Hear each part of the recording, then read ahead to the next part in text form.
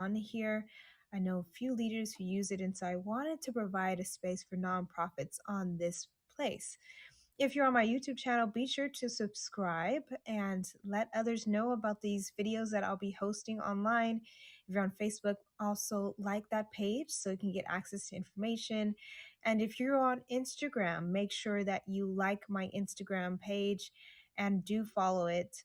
There's a variety of content that I share for nonprofit organizations. So I want to talk today about making sure that your nonprofit is front and center when it comes to things like fundraising for Giving Tuesday or your year-end appeal.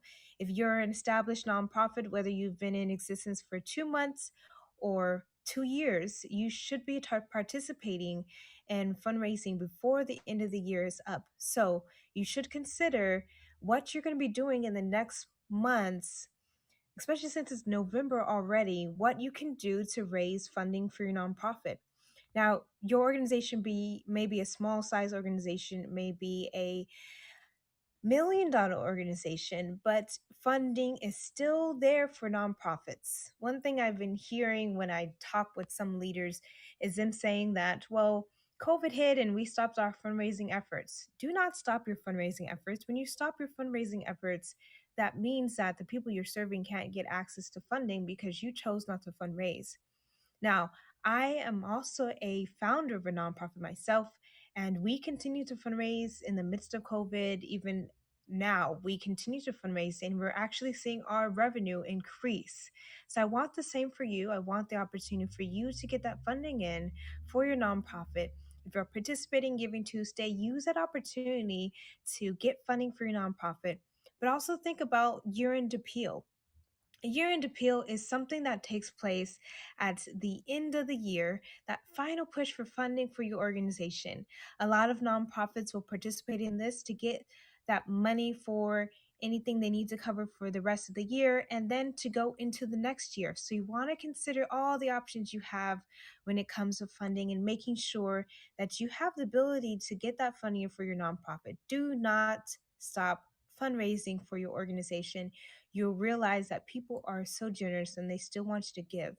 So, in this test session, I want to share how to be front and center for your nonprofit when it comes to the final fundraiser you will have before the end of the year. So, you want to make sure that people know about your organization.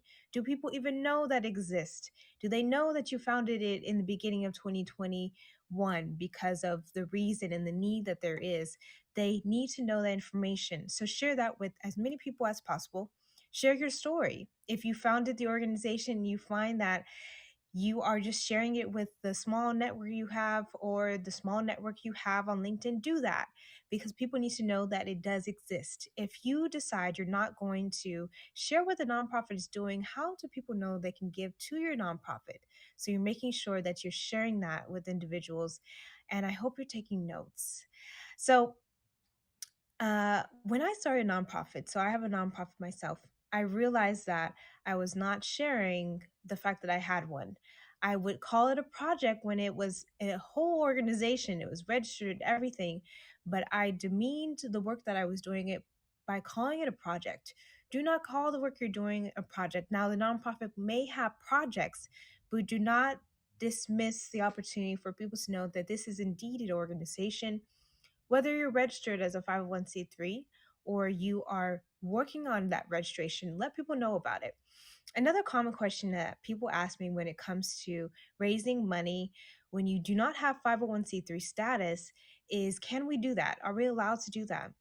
My answer to you is yes, you are allowed to do it. Just make sure you're transparent about that so people will know that if I donate to this nonprofit, it's not going to be tax exempt yet, but in the future it will be.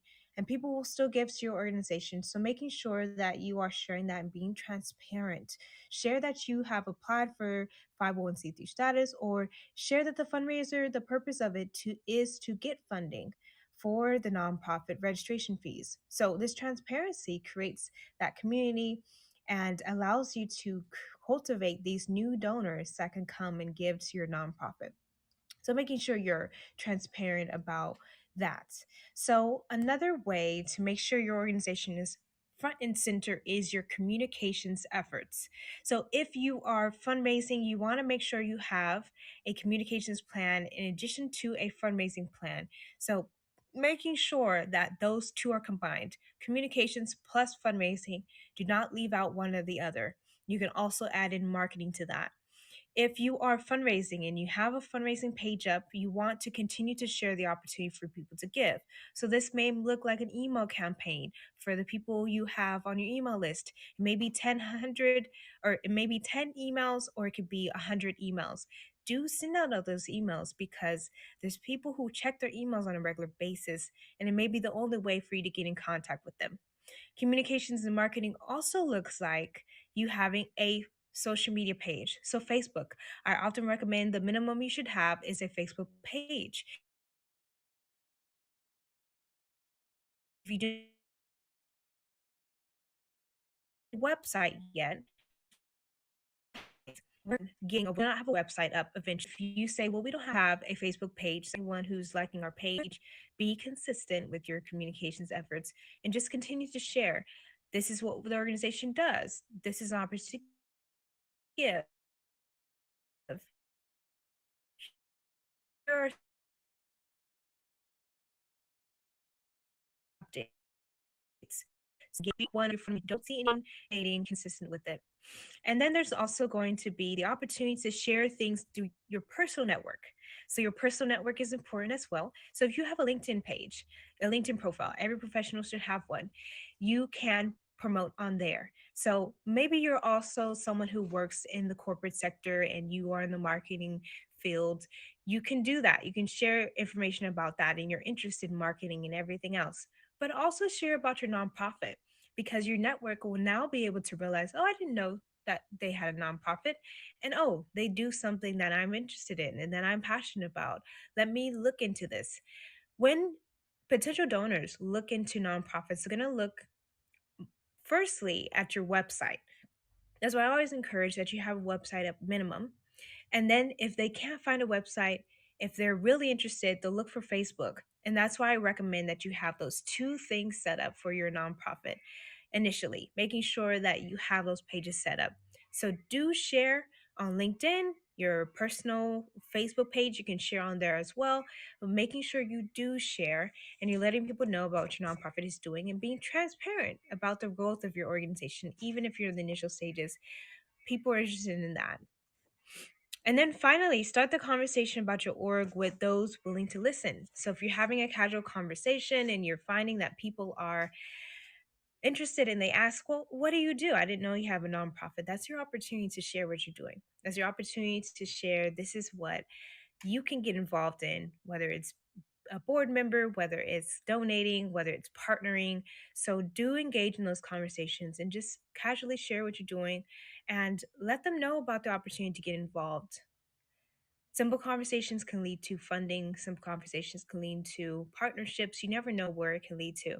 So you want to make sure you're having those conversations with individuals. Think about also creative ways to make your content engaging on social media, even if you want to send direct mail. So snail mail is something that's often overlooked when it comes to nonprofits. So, making sure that your snail mail efforts are also excellent as well. So, you may want to consider okay, let's put in a QR code. So, if someone receives something in the mail and they don't necessarily want to send something back because of the cost, let's put a QR code in there, which you scan with your phone, and then it jumps onto your donate page on your nonprofit's website. So, really thinking about how to be innovative, how to implement videos too. People love videos. You're watching a video right now. Videos are going to be important. So, you want to make sure that your fundraising efforts are implementing variety of things but also innovative so you can get in front of those people who have the capacity to give to your nonprofit. So that is all for my test, my test video via HAPS. So far, I'm liking it. Periscope was what I used to use, and Periscope discontinued in March. And so I am going to be on here on occasion. So make sure you do follow, you like. I have it connected to a variety of my social media platforms. So whatever platform you're on, make sure to stay connected, subscribe or like it, follow, so that you can get more nonprofit information. I am a nonprofit strategist and educator, and so you will hear a lot of information about nonprofits on here, as well as a woman of God. So you'll hear a lot of faith based information as well. So excited that I got the opportunity to do this, and be sure to stay connected.